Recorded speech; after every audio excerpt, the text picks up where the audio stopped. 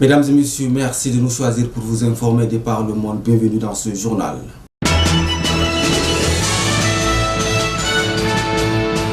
Le projet d'appui aux réfugiés et aux communautés d'accueil PARCA a procédé au lancement officiel d'une opération de transfert monétaire adaptative au profit de 22 000 ménages vulnérables ciblés ce 17 août à l'école annexe d'Ardeb Djumal dans la commune du 3e arrondissement de la ville de N'Djamena. Objectif, soutenir à faire face aux conséquences socio-économiques de la pandémie du Covid-19. Suivez ce reportage pour les éclairages.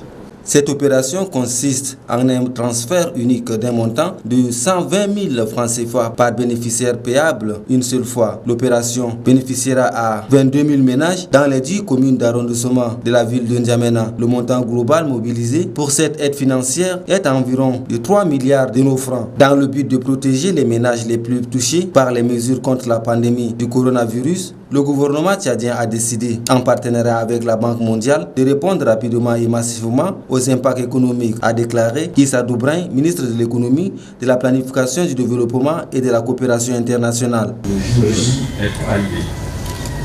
L'attente a été certes longue, mais le moment de soulagement pour beaucoup de ménages de la capitale a effectivement sonné. C'est pour moi un très grand plaisir de voir ce soir la concrétisation de cet appui sur lequel le gouvernement a énormément misé pour venir en aide directe à une partie de la population de N'Djamena, victime concomitamment des effets de la Covid-19 et des inondations séquentielles. En effet, le Tchad, à l'instar des autres pays du monde, est confronté depuis mars 2020 à la crise sanitaire et socio-économique liée à la pandémie de coronavirus. Cette situation a été accentuée par la recrudescence de cette pandémie en décembre 2020, particulièrement dans la ville de N'Djamena. Les impacts socio-économiques prévisibles des mesures sanitaires appellent une réponse rapide et massive du gouvernement de la République du Tchad pour protéger les ménages les plus touchés et maintenir l'équilibre des agrégats macroéconomiques. Cette crise sanitaire met tous les ménages dans une situation de précarité prolongée et affecte négativement les maigres ressources financières issues en grande partie du secteur informel, mais permettant d'assurer leur consommation alimentaire au quotidien. C'est dans ce contexte que le programme d'appui aux réfugiés et communautés d'accueil, en abrégé PARCA, a activé les transferts monétaires adaptatifs non conditionnels pour appuyer les efforts du gouvernement dans la lutte contre la pandémie à coronavirus. La cérémonie du lancement, sous le haut patronage du Premier ministre Pahimi Padagé Albert, s'est déroulée à l'école annexe d'Ardeb Djumal dans la commune du 3e arrondissement de N'Djamena. Plusieurs personnalités politiques, diplomatiques ainsi que les bénéficiaires étaient présents. Le PARCA est un financement de l'Association internationale de développement IDA sous forme de dons d'un montant de 145 millions de dollars pour soutenir le Tchad à renforcer la prise en charge des réfugiés et des communautés d'accueil à travers l'amélioration de leur accès aux services sociaux de base et aux moyens de subsistance. Retenez que le projet PARCA couvre 7 provinces. Lançant officiellement le dit projet, le Premier ministre de la transition, chef de gouvernement Pahimi Padagé Albert s'est réjoui en signalant que le projet vient à point nommé et que c'est un exemple réussi entre le gouvernement et la Banque mondiale. Suivez un extrait de ce propos au micro de notre reporter Moussa Mohamed.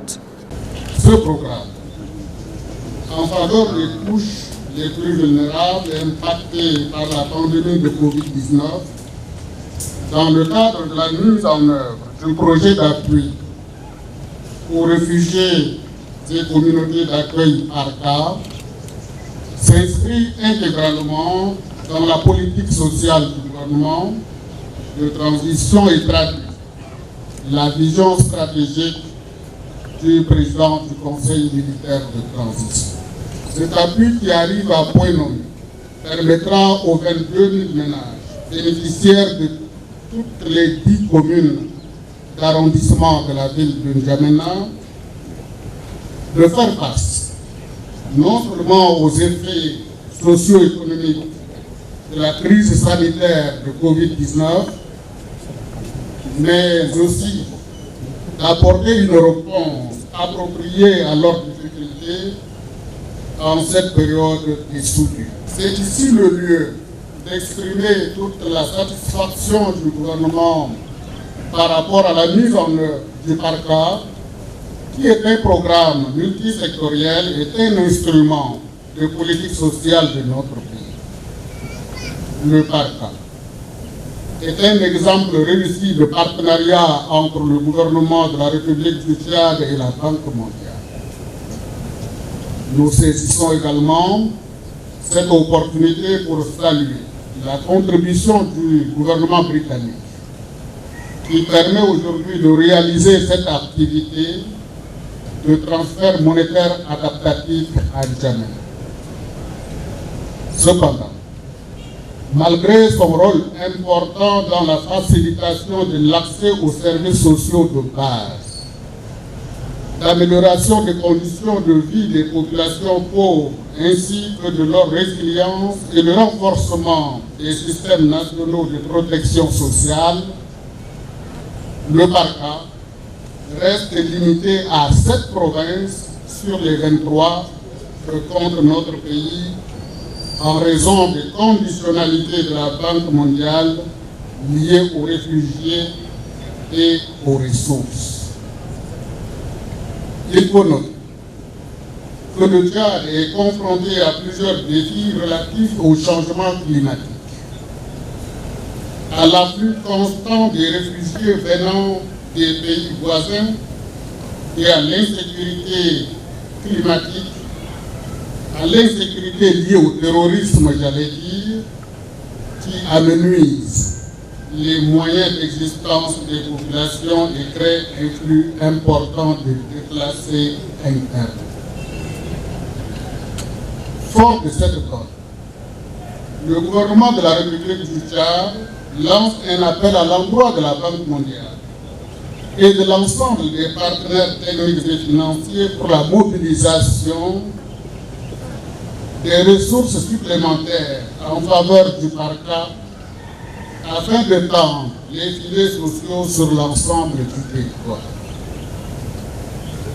Enfin, permettez-moi de renouveler mes remerciements à vous tous pour avoir honoré de votre présence cet événement. J'en profite pour féliciter l'équipe conjointe du gouvernement, conduite par le ministère de l'économie et de la planification du développement et de la coopération internationale et de la Banque mondiale pour l'excellent travail effectué pour la préparation et la mise en œuvre du PARCA.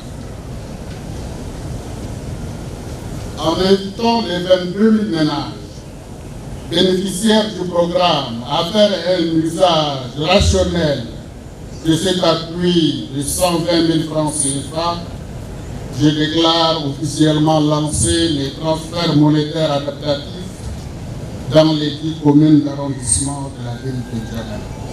Le bureau de soutien au mouvement patriotique du salut MPS de la commune du 8e arrondissement de la ville de N'Djamena a organisé une cérémonie de rentrée politique et d'installation de ses membres ce 17 août 2021 au siège du conseil du parti dans la dite commune. Donazera Kindag était sur place suivant ce reportage. La redynamisation est le thème choisi pour la rentrée politique des militants et militantes du mouvement patriotique du salut et la présentation des membres du bureau politique national campagne du 8e arrondissement ont fait l'objet d'une cérémonie organisée par la dite commune. C'était en présence des membres militants, secrétaires, maires, délégués et des chefs de carré. Après les mots de bienvenue du comité d'organisation et ses remerciements pour la présence de tous les membres, il a demandé à Dieu de consoler le cœur des militants et militantes suite au décès du maréchal. Tour à tour, la présidente nationale of MPS, Mme Mariam Djimé Ibet, le secrétaire conseiller communal Abadida Mamad ont remercié les militants et militantes du 8e arrondissement pour leur mobilisation lors des élections et pour leur présence massive dans toutes les cérémonies avant d'inviter tous les jeunes à soutenir le président du conseil militaire de transition. Le secrétaire chargé des organes de masse 3e adjoint M. Baradine Haroun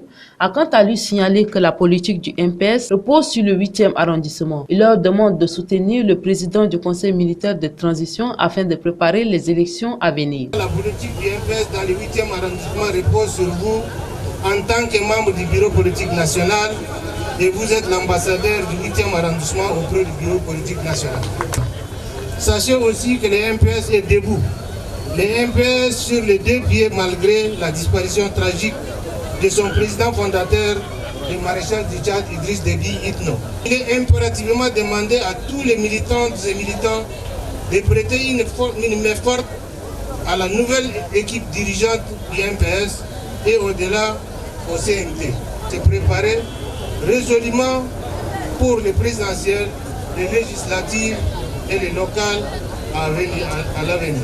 Pour clôturer la cérémonie, les membres du bureau ont visité les sièges en construction du Conseil du mouvement patriotique du salut, financé à 100% par le militant Mohamed Ahmad Sinin. Un ouf de soulagement pour les diplômés sans emploi depuis quelques jours. Ces derniers déposent leur dossier, semblerait, pour une intégration collective. Ceci se déroule au sein de la bourse de travail. Suivez leurs explications. Ils sont au micro de notre reporter Moussa Mohamed. Nous sommes ici pour le recensement des diplômés sans emploi. C'est depuis 2 semaines qu'on a commencé ce travail. Normalement, on devait prolonger pour 2 semaines. C'est que les gens n'ont pas compris. Ils pensaient que c'est la fin aujourd'hui.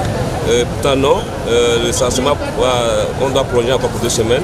Et pour la journée d'aujourd'hui, nous pensons qu'on est débordé. Et alors, momentanément, on a suspendu. Si le calme revient, on va recommencer. Effectivement, on va recenser tous les diplômés sans emploi, sans exception. Qu'ils soient du privé, public, tous ceux qui ont étudié ailleurs, on prend tout le monde. Pas de dossier. On veut seulement les dossiers, photocopie d'acte de naissance, le CV et puis le dernier diplôme. On est venu ici pour chercher le travail et pour l'intégration aussi. Il y a beaucoup de jeunes chômeurs ici, mais il n'y a pas l'emploi, je ne sais pas c'est qui ou quoi. C'est pourquoi on est venu ici pour chercher l'intégration. On nous a demandé de licencier. C'est-à-dire le copie de naissance et l'original du diplôme. Après, ils vont vérifier. Et puis si c'est correct, là, ils vont intégrer la personne. On est là parce qu'on nous a dit qu'il réceptionne les dossiers ici pour diplômer nos employés. Donc, ça, on a venu avec le dossier comme tous les autres. Tout ce qu'on avait écouté, c'est qu'il faut poser une photocopie de diplôme, le CV et une copie d'acte de naissance. C'est ce qui est fait. Actuellement, on est un peu déçus du fait que les dossiers ont été collectés parce qu'il y a assez de monde. Maintenant, ils disent qu'il faut reprendre les dossiers parce que tout ce qui a été collecté et déposé, là, ils ne vont pas tenir compte. Donc, on est un peu déçus. La motivation ici, c'est pour le recensement des diplômés sans emploi. On a commencé depuis le 2. Et normalement, c'était aujourd'hui le 16 quand nous devrons finir. Et vu le nombre de jour en jour qui augmente, c'est comme ça qu'on a prolongé pour 2 semaines. Bon, les procédures, c'est les mêmes procédures. C'est le photocopie de diplôme, dernier diplôme, et en plus le CV et l'acte de naissance. Et nous sommes là, on vérifie aussi, parce qu'on a détecté à peu près aussi presque 100 faux diplômes. Et c'est ça notre travail qu'on a en train de faire. Mais pour la journée d'aujourd'hui, on est envahi carrément. Très tôt, vous-même vous avez constaté, l'engouement est là. Et ça nous a perturbé, on n'a pas pu travailler. C'est pour cela que nous avons arrêté momentanément pour reprendre ça demain. Les inondations en N'Djamena, on n'en parlera jamais assez. Quelques quartiers déjà inondés. Suivez ces commentaires pour les éclaircissements.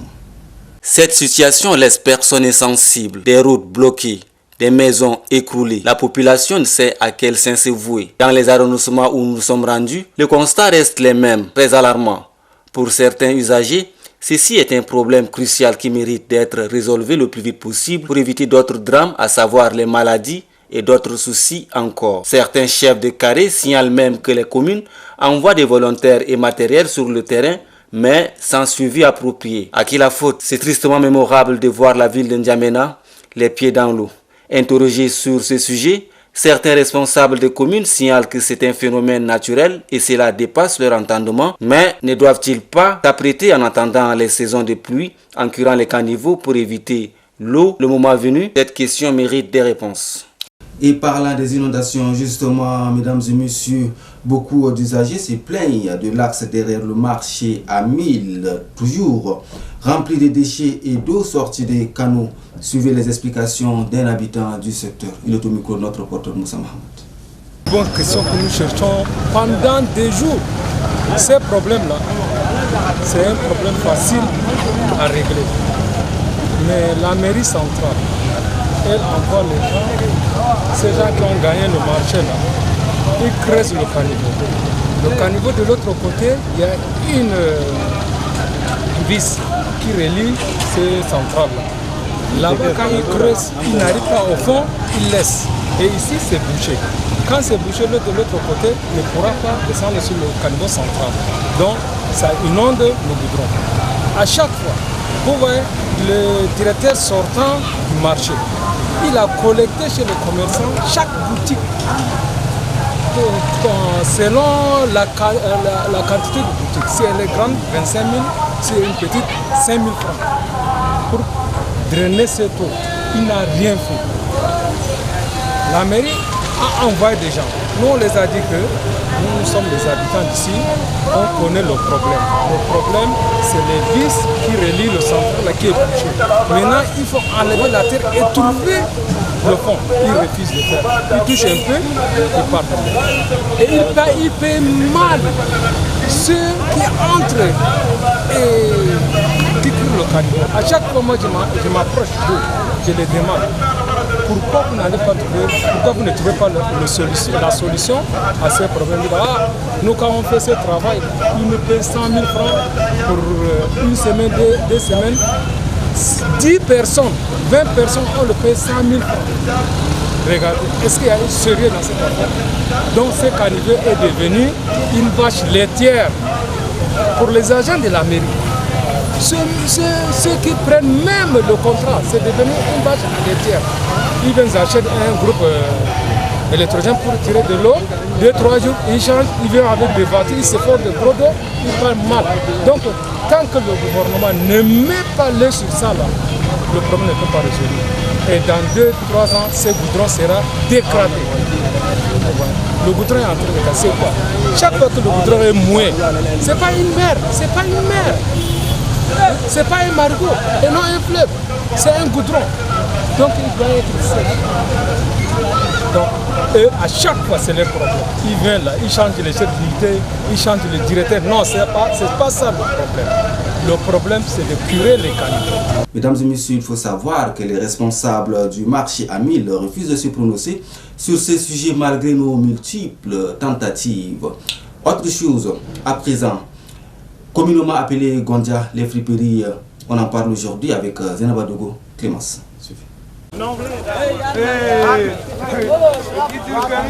Ici, nous sommes au marché central d'Ndiamena dans la commune du 3e arrondissement, section vente friperie. Ces habits venant généralement de l'Europe sont portés par bon nombre de Tchadiens. À la question de savoir pourquoi préférez-vous les friperies au détriment des prêt-à-porter, quelques clients répondent. On peut faire le choix à la friperie parce que ici c'est moins cher et on trouve des bonnes choses ici. Là-bas c'est chinois et ici on trouve des bonnes choses et c'est moins cher. C'est une jolie question, mais moi je trouve les friperies très favorables par rapport aux boutiques. C'est une chose que je valorise trop et c'est pas seulement à cause du prix, mais c'est une chose que je remarque à cause de la valeur, de la dureté aussi. C'est ça. Vraiment, c'est à cause du prix ici, c'est abordable par rapport à mes moyens. C'est vrai que les boutiques sont un peu chères, donc je fais juste par rapport à mes moyens actuellement.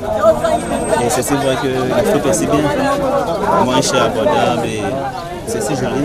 On ne peut pas se comparer ça à la boutique. C'est un peu ça qui me plaît, la friperie. Surtout j'ai une préférence particulière pour les friperies parce que d'abord la friperie, si tu portes, d'abord tu es la seule à porter parce que dans les 20 ans tu portes, tu vas trouver le même modèle, la qualité, il y a un rang. Donc quand tu vas porter c'est presque une dizaine de personnes qui vont porter la même chose. Parce que la friperie, tu as la chance de trouver une qualité dont tu n'en trouves pas ailleurs. Comme toute chose a des conséquences, ces habits peuvent aussi avoir des risques sanitaires. Quelques consommateurs soulignent ici les conditions d'utilisation avant la portée de ces friperies. Quand on prend, on lave ça avec de l'eau de javel et avec de l'eau chaude. On met ça très bien avant de les porter. Non, parce que moi, quand j'achète, première des choses, je pas je lave ça. Oui, j'avilisse, je lave ça bien, et puis je sèche, et puis je porte pas ça directement. Quand j'achète comme ça, je rentre d'abord, je le lave d'abord, c'est la première chose. Pour la laver, je passe au passage. Moi, particulièrement, quand j'achète, je viens acheter un parenthèse, je mets dans les détergents. Je lave pour l'odeur, la sauce d'abord. Après, je repasse les pâtes, même s'il y a des microbes, je repasse pour tuer ces microbes. Je ne dois pas directement y passer. Plus loin au sujet de la différence entre les prêt-à-porter et les friperies, ces consommateurs trouvent en cela la qualité et la durabilité de ces habits. Prêt-à-porter d'abord c'est bon, mais c'est très cher. Tandis que les friperies, la même chose, les mêmes choses qui se trouvent dans les classes, tu peux avoir la chance de à moins de par exemple, on peut vendre ça par exemple à 12 500, 15 000. C'est d'abord sur le plan économique. Moi, ma comparaison est, moi, je trouve les friperies très durables par rapport aux boutiques. Les gants et c'est lucieux par rapport à la friperie, parce que la friperie, c'est d'abord un deuxième choix, on prend un choix, on ne sait pas vraiment combien de personnes à porter. Mais pourtant, la friperie, c'est quelque chose d'élégant, ça paie quand tu portes ça, quand tu partis dans les occasions de fête. Pourtant, ça, c'est juste pour la maison, tous les amis. C'est une petite différence que j'ai. À ce sujet, un grossiste rencontré sur place nous parle de la préférence des friperies par rapport au prêt-à-porter.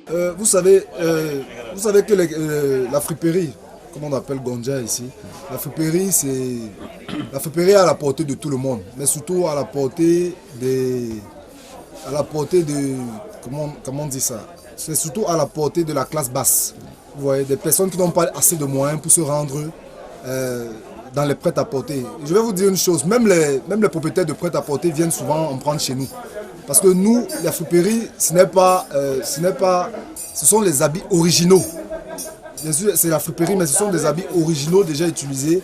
Mais il y a aussi des premiers choix dans les friperies, des habits neufs, de fin de série. Parce que tout ça, ça vient de l'Europe. Donc c'est des habits originaux. Par contre, les prêt-à-porter, eux, ils vendent souvent des habits chinois, des habits de la Turquie, mais qui ne sont pas des originaux, quoi. Vous voyez? Ce qui fait que même des messieurs, souvent en ville, dans des bureaux, ils viennent ici, ils viennent là, chez les détaillants, chez nos détaillants, s'approvisionner. Oui, donc c'est un peu ça. Donc il n'y a pas de concurrence entre les prêt-à-porter et les vendeurs de friperie parce que chacun trouve son compte. Notons que tous les consommateurs interrogés parlent de la qualité et la durabilité de ces habits. Et ceci peut être à la portée de tout le monde. Et contribue aussi sur le plan économique des familles. Et pour boucler ce journal, amis téléspectateurs, on va parler de la salade, aussi appelée lectu, avec l'intervention de Hawa Dimebit.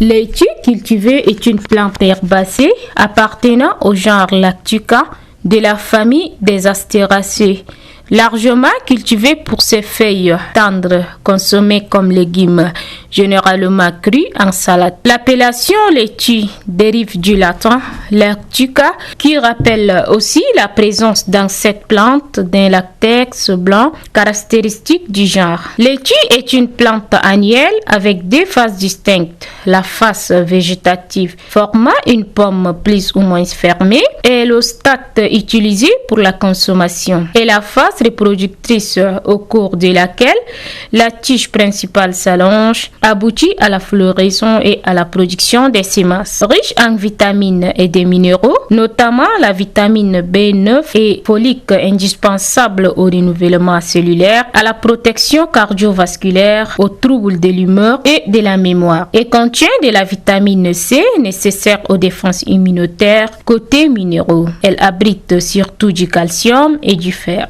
À consommer avant ou après le repas, mais il est bénéfique de commencer ses repas par une salade pour le contrôle de la satiété, pour le rassasiement, pour les apports en fibres. Avec les fibres, on peut bien contrôler son cholestérol, réguler sa glycémie, donc d'un point de vue santé et notamment santé cardiovasculaire. Manger une portion de salade par jour est une bonne chose. Et c'est avec cet élément de Hawadi Meibet que se referme ce journal, amis téléspectateurs. Merci de nous avoir suivis de par le monde. Prenez soin de vous et à très bientôt.